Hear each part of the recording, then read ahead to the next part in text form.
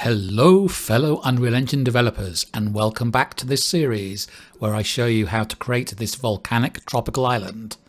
In the last episode we sculpted our island, and in today's tutorial we're going to do a combination of automatic and manual texturing to make our island look more realistic. Let's get straight into it.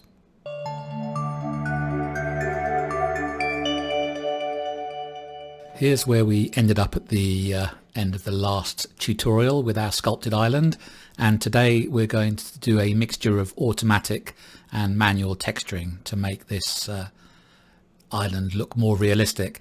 Even though it's got these sort of smooth edges on the mountains, once we add the texture with the color and the normals and the textures, it'll make it look like it has a whole lot more detail in there. But just before we start here, I just want to make our beach here a little bit longer. So if I just move over around to the beach here, if I select the water body ocean, our spline here, what I can do is I can select this spline point here and I can just move it out a bit.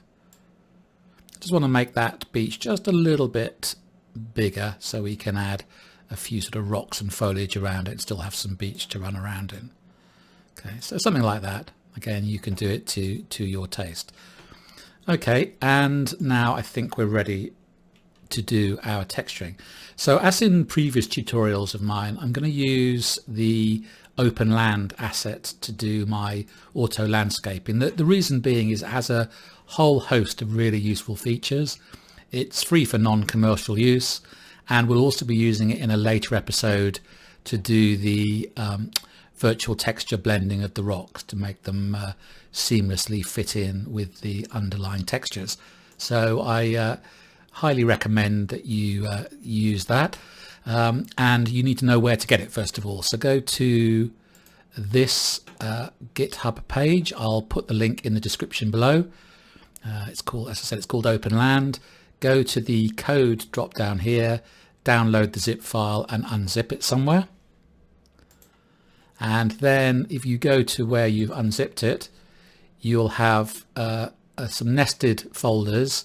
You'll have an OpenLand folder at the top, then within that a content folder, and then within that another OpenLand folder. And you'll end up finally in that OpenLand folder with these folders from blueprints to widgets. So once you've got to that level, go back up to that OpenLand folder, copy it, find your project. Mine's called Island Texture. Go into the content folder of your project and paste it in there, and it will copy all of the elements for the auto texturing. Now you can close that down, and if you look in your content folder here, you now have this OpenLand folder with all of the blueprints and other elements that we need. So we're ready to do our basic auto landscape now. If you select your landscape in the outliner on the right, go down to make sure you've got the details panel selected, go down to where it says landscape material, and if you start to type theme, you'll find this OpenLand theme default. So click on that and you'll get this horrific looking reflective sky material, and that's just because we haven't set up the layer for the auto landscape. So in order to do that, do select mode landscape, go to the paint section. You'll see all of these different layers here that are part of this auto landscape material. In this particular case, we're going to be doing a beach, automatic beach layer. The difference between the auto forest and the auto beach is the forest has a grassy texture at the ground level, and beach has a sand texture at the ground level.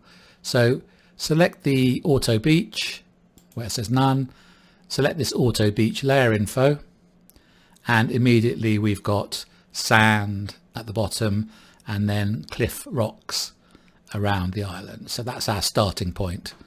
You can now come out of landscape mode, and probably a good time to save. Okay, so let's bring up this auto material and see what we can change in it. If you go to your landscape, there's the material here, so browse to the landscape material. It's called MI OpenLand theme default, and open it up. And what I'm going to do is I'm going to put it on the right hand side of the screen. Just move it along a bit. And then we've got access to the parameters, maybe back slightly a bit more.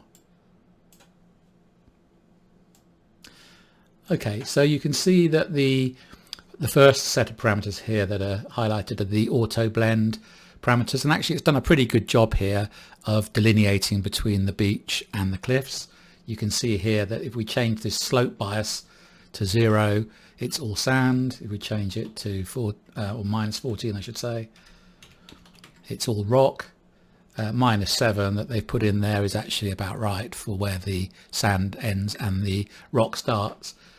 You've also got this ability to have a mid-range layer here as well. Let me just get that in there. If I do that up that, let's put it just 1 or 2 or 3. You can see at the in between the sand and the cliff, there's a sort of a mid layer. I don't really need this for this island. I'm literally just going to have sand and volcanic rock. So let's make that 0 again, and then we just concentrate on these two materials. So I'm happy with the sand here, but I want a much more sort of volcanic rock for the sort of mountains and cliffs here. So I'll need to go and find a better texture for this cliff face. So if you go to the add to the project and go to Quixel Bridge, where we've got all of our Megascan textures and assets, if you search, I'll show you the one I've selected. If you search for lava stone ripple and get this material here, let me just get rid of this message for a second. So we've got this lava stone ripple that looks very volcanic here. You can choose whatever quality you want. I'm going to go for high quality. Again, it depends on graphics card you have as to what you can cope with. But if you can cope with high quality, then I would recommend doing so. And then let's add that into our project. And you can see that it's created a new folder, Megascan Surfaces Lavastone, and put the texture in there. So we can close that down now. We can close down Bridge.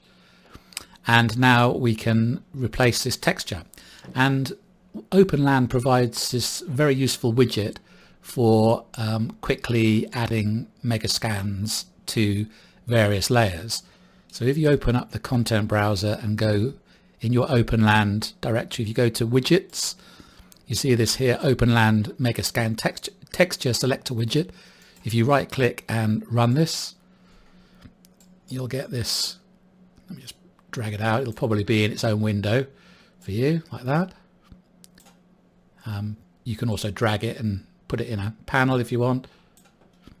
And let me just do this so you can see the whole thing here. What it allows you to do, it allows you to set layers of the material, like the ground layer, the slope layer, other layers here, and then assign Megascan textures directly. So this layer here with the cliff on is the slope layer. And so if I select that and then select my lava stone ripple in the Megascan texture, it shows over here the various texture elements. And once we hit select, nothing happens. And that's because I've forgotten one important thing. In order for this to work, you need to have your landscape being a dynamic material. So with your landscape selected, go back to details, type dynamic, and make sure you tick use dynamic material instance. Now you've got that. Now go back to here. Now if we have all these selected and click select, it should work. There we go. Now it selects the texture here, and we can zoom in a bit. See, it is a bit light for my tastes, and we also probably want to do something with the tiling. But we've got various adjustments we can do here. So we can do some color correction, so we can move down. In fact, let's move this all the way down to the bottom. Red, green and blue. And now you've got much blacker texture here. Or we could drag it up and have it somewhere in between. So this Megascan texture selector is one way of quickly changing parameters. However, it doesn't give you access to all of the features of each layer. It may do in the future. So I'm going to delete this layer at the moment. I'm going to clear the layer, and then it asks you to restart the level in order to go back to how it was. So let's go back to our maps, island, just save it, and then open it up again. If it says save selected there, that's fine. Click save selected, and now it's gone back to the original texture. And the reason I'm doing that is because I want to have a bit more control over the different elements of the texture. You'll see as I go through why I'm doing it this way. So we can get rid of this OpenLand Megascan widget for now. Again, you can use that in the future for doing quickly testing out new textures. But with our MI OpenLand theme default material instance here open, I want you to go down to the slope section. So here is my section on slope. The reason why I'm using this rather than the Megascan texture widget is because it just gives me a little bit more control over things like tint. I like to work with values rather than move red, green and blue sliders. So we can start off doing the same thing for our texture, normals and roughness. We can, if you type lava here, we can select our lava D for diffuse. For the normals, type lava and select N for normals. And finally, if you type rough, we've got this roughness here. And interestingly, this roughness was extracted by the Megascan texture selector. By default, the Megascans have roughness included in a texture with ambient occlusion and displacement. So that Megascan texture is useful for extracting the roughness for you. And now we have this texture here. And as I said, the reason why I like doing it this way is because in the slope tint, I can now select that and just change the value of it. So you see, I can just make it completely black or midway between without having to get the red, green and blue balance. So that's a quite a nice way of doing it. So I'm going to leave the value here at 0.5, so it's slightly dark. And let's play around with the tiling now. In my first landscape video on the Glacier Valley, I just used this near tiling and far tiling in order to sort of blend between what you see at a distance and what you see close up. But when you have steep faces like this, it's sometimes better to use something called planar tiling, which otherwise these get very stretched out, the textures on the slopes. So you can see here that we have this parameter here, use planar mapping for slope. And if I select that on, have a look at especially these steep sections here. I'll check that on. And now you see those are less stretched out in that section and look much more in keeping, dimensionally accurate. And you can change the tiling factor here for the slope, although I'm actually going to leave these values as they are because I think they look pretty good. So planar mapping is very useful for these sort of steep areas. And the last thing I want to do on this texture here is I want to look at the roughness here. Again, this is down to your own taste here. I might make it slightly darker, so go back into the tint. Maybe I'll make it 0.3.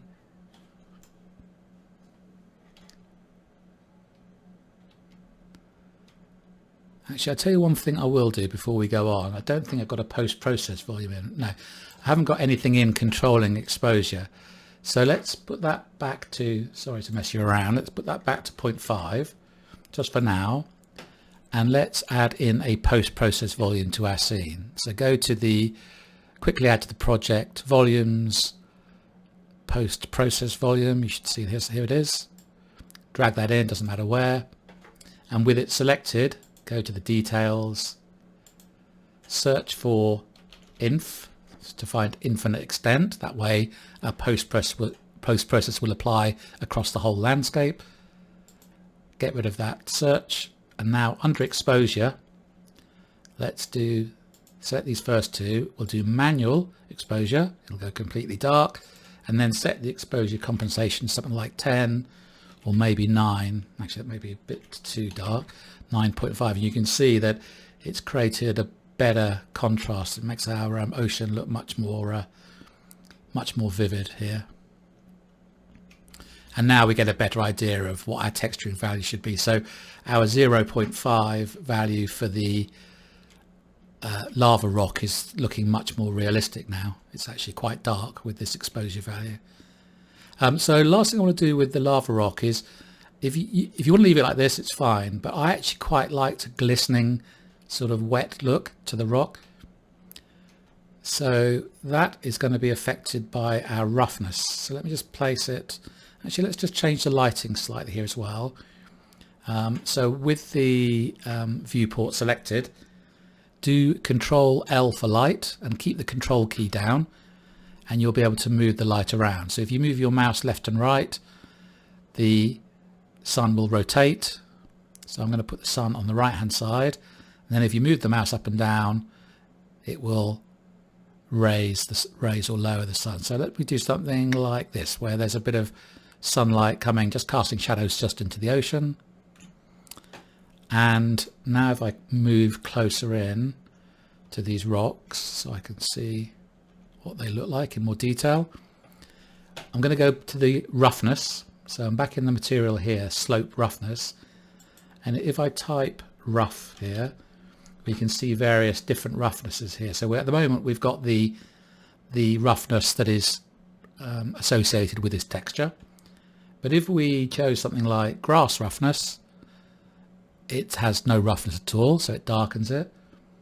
If we select the roughness as snow roughness, if I can find it, so let's search for rough again, snow roughness, you can see it's very, very glistening now. I actually want something in between. I'm going to cheat a bit to get the in between. What I'm going to do is I'm going to select my roughness, type in lava, and I'm going to use the original Megascan ambient occlusion roughness displacement. Now this isn't really a roughness texture, but it does provide something that's a little softer than the snow. So we now get a texture that has a little bit of wetness to it, but it's not overboard like the snow roughness. So that's the automatic texturing completed.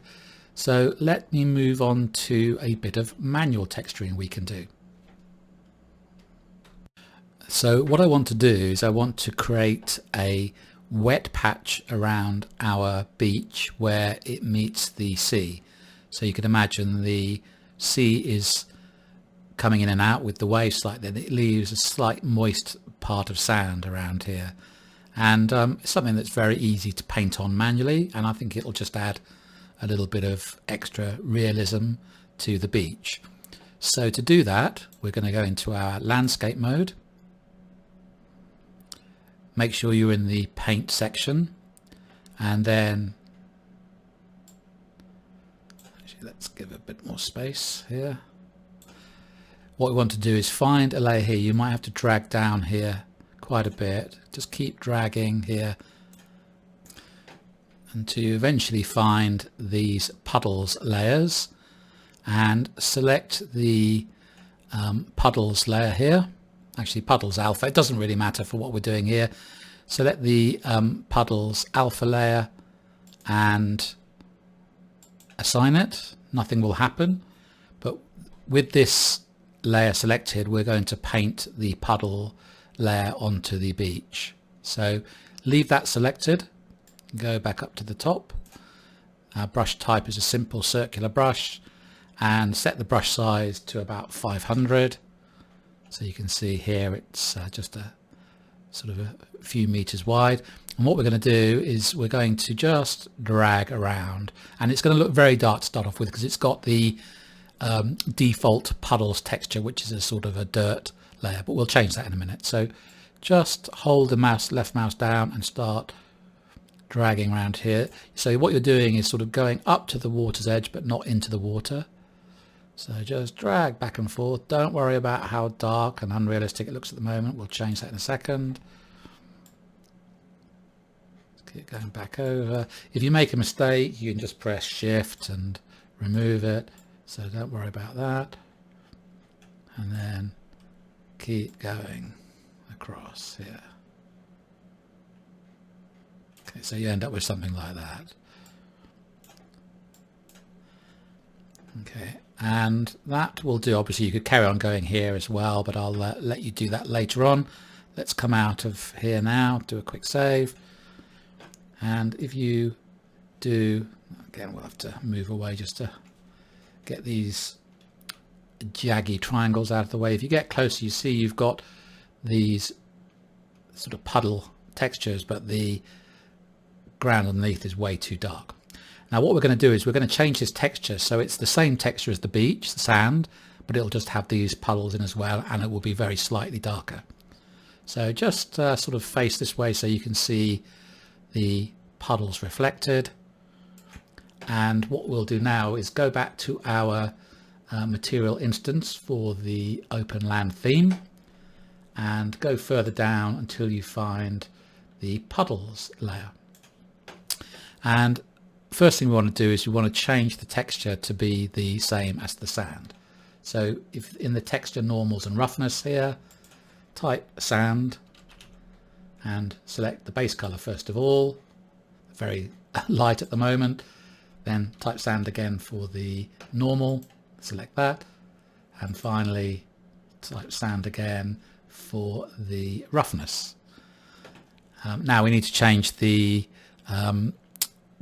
value of that, the brightness. So go into the puddles tint, select it first so you can edit it, and at the moment the value is 1, make it 0.5, so that's the same as the previous one, but we want to make it slightly darker, so maybe make it 0.3, so it's slightly darker, maybe even 0.2.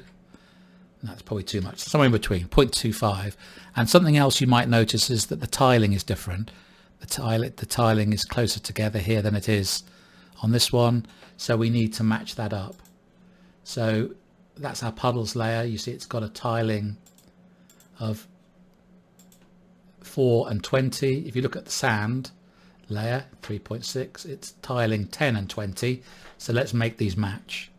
So go back up to the puddles near tiling and change that to 10. And now we have the same tiling for this puddles layer as we do for the main layer. And then the last thing we might want to do here is just make the puddles smaller. So let's take our puddle size and reduce it from 100 to 50, maybe even less than that, 30. Again, it's up to you really. I'm going to go for 50. And then if you look down here, you've got what looks like puddles left by the sea coming in and going out. And let's just check if we go into play mode from our player perspective. That looks pretty good. So I think we'll leave it there for this episode. So we've done the main texturing of the landscape and some manual creation of this puddles layer as well. In the next episode we'll start adding foliage so we get some greenery on our island. So stay tuned and I'll see you in the next one. Bye for now.